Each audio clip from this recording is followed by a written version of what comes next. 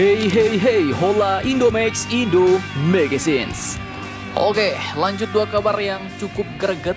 Kali ini yang pertama datang dari Boeing yang lagi-lagi heboh nih bos. Dimana orang-orang karyawan-karyawannya yang bekerja sebagai pembuat, perakit senjata-senjata canggihnya seperti jet tempur F-15, drone MQ-25 sampai para perakit jet tempur generasi 6-nya mogok besar-besaran bos. Boeing pun kini kabarnya menghadapi ancaman serius di mana ribuan pekerjanya dengan tegas menolak tawaran kontrak terbaru. Aksi mogok massal pun kini di depan mata dan berpotensi melumpuhkan produksi alutsista krusial bagi pertahanan Amerika. Nah loh, lantas ada apakah gerangan tiba-tiba para perakit jet tempur F-15EX ini mogok massal? Setelah ini kita kupas. Dan kabar kedua nanti datang dari dua negara tetangga di komplek kita ASEAN yang kini lagi-lagi ribut-ribut bos, Kamboja, Thailand.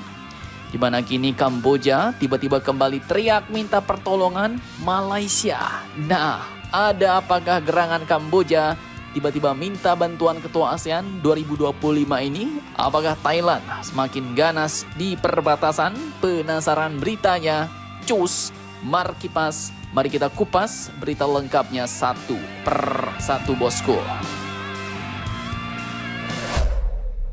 Oke, kabar pertama yang cukup greget datang dari salah satu perusahaan besar Amerika pencipta pesawat dan jet-jet tempur kebanggaan Amerika bos, yaitu Boeing.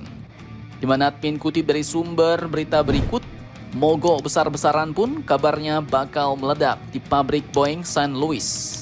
Ribuan orang-orang dengan tangan-tangan jenius pembuat jet tempur F-15, FA-18, bahkan pesawat siluman F-47A baru Angkatan Udara Amerika, kabarnya telah mengancam berhenti untuk membuat senjata-senjata sangarnya Boeing bos. Kenapa? Karena gaji yang diterima dianggap receh. Nah loh, tak main-main bos. Walaupun Boeing kini lagi naik daun, pesawatnya bakal diborong oleh banyak negara, salah satunya Indonesia, tapi ternyata upah yang diterima karyawannya pun dianggap gak sepadan. Bahkan 2 kali tawaran Boeing ditolak mentah-mentah sama 3.200 pekerja andalannya. Walaupun Boeing bilang ini kenaikan gaji 40%, tapi faktanya ternyata yang naik cuma 20% dalam 4 tahun bos. Cukup amsyong. Jadi kalau karyawan senjata strategisnya digaji murah, nah siap-siap tuh. Bisa-bisa nanti diculik pula sama lawan-lawan globalnya ya kan. Direkrut sama perusahaan Chengdu, direkrut sama Rosoboron Export ya kan. Jadi yang terancam bukan cuma Boeing, tapi juga termasuk masa depan pertahanan Amerika. Pasalnya pekerja yang mogok ini bukan sembarang kuli bos. Mereka adalah otak di balik senjata-senjata canggih Amerika masa kini. Mulai dari F-15, mereka yang rakit. Kemudian drone MQ-25, pengisi bahan bakar di udara, mereka yang susun. Sampai proyek rahasia F-47A, pesawat tempur generasi baru Amerika, itu juga tangan-tangan mereka yang bakal buat bos. Jadi kalau sampai mereka mogok, produksi berhenti, proyek telat, Bapak Xi Jinping dan Pak Putin pun bisa senyum-senyum tipis nih. Dan ironisnya Boeing pun kini lagi sekarat bos. Karena tahun lalu mereka rugi 4 miliar US dollar. Bahkan mau PHK 17.000 orang. Tapi walaupun lagi sekarat mereka malah sok jago. Masih coba-coba nawarin kontrak ala kadarnya ke para pekerja vital. Padahal mereka baru saja menang kontrak miliaran dolar untuk membangun jet tempur generasi 6 F-47A. Jadi duitnya ada tapi untuk pekerjanya mereka pelit bos. Cukup amsyong. Apakah F-15? Apakah para pekerja Boeing ini akan pindah haluan atau bakal mendapatkan gaji besar dari Paman Donald? Oke, lanjut kabar kedua mengenai diplomasi darurat Kamboja yang lagi war dengan Thailand tiba-tiba minta bantuan Malaysia. Nah loh, ada apa nih? Jadi admin kutip dari sumber berita berikut, di balik hutan perbatasan Thailand-Kamboja, kini 18 nyawa tentara Kamboja ternyata telah digenggam erat oleh Thailand bos. Tanggal 24 Juli 2025 dentuman meriam mengguncang perbatasan Emirat Triangle. Setelah baku tembak sengit, 20 tentara Kamboja pun disergap dan ditahan Thailand. Namun 2 yang terluka akhirnya dibebaskan.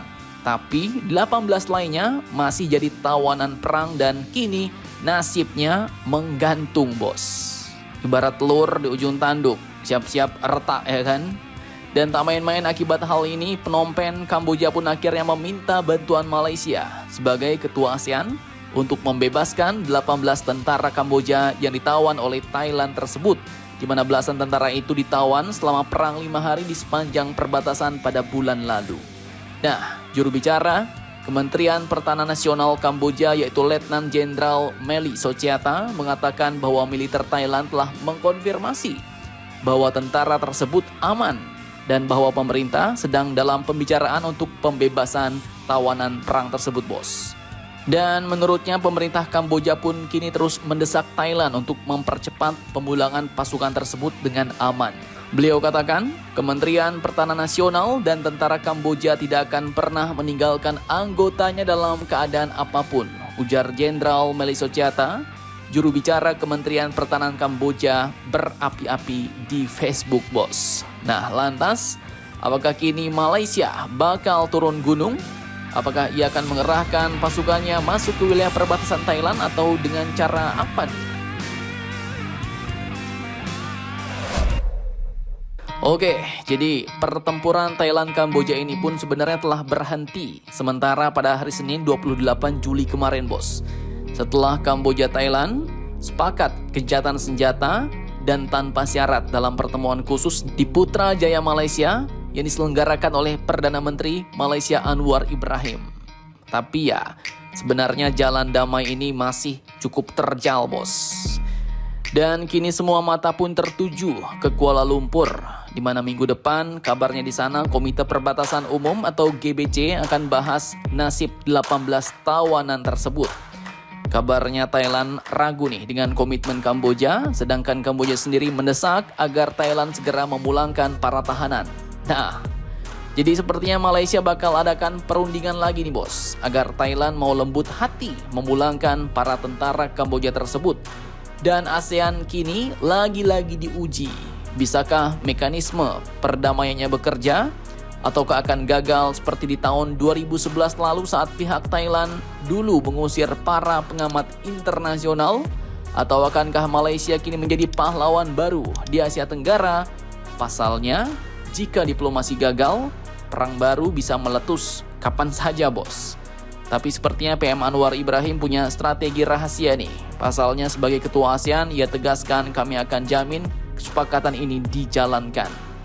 Dan kini 18 nyawa, 2 negara dan 1 harapan, Malaysia pun harus mampu mensukseskan misi ini bukan hanya demi Kamboja dan Thailand, tapi untuk kredibilitas ASEAN sebagai penjaga perdamaian global. Mantap, mantap, jos. Nah, jadi bagaimana menurut kalian tentang hal ini? Jangan lupa komentar, tetaplah kalian barbar dan jangan santuy terus demi Indonesia tangguh. Salam Indomax, Indo Magazines.